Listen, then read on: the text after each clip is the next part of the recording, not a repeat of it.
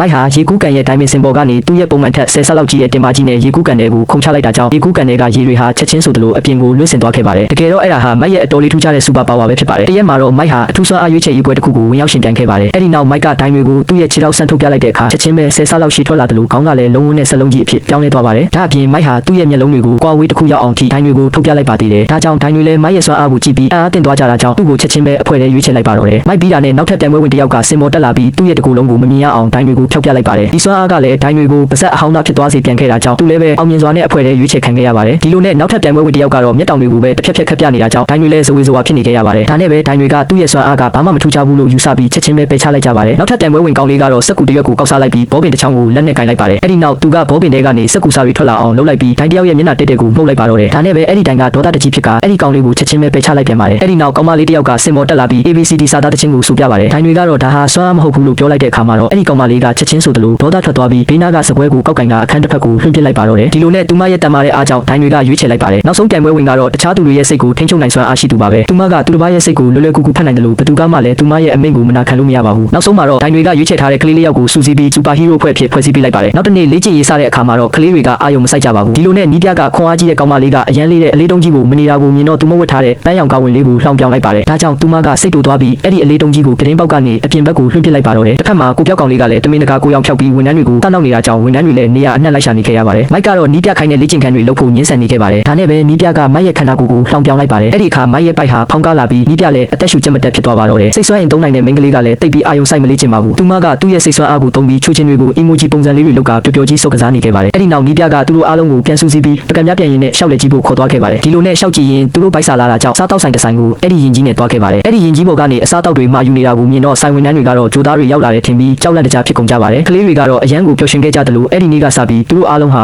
စိတ်အားထက်သန်စွာနဲ့လေ့ကျင့်ရေးတွေကိုဆင်းကြပါတော့တယ်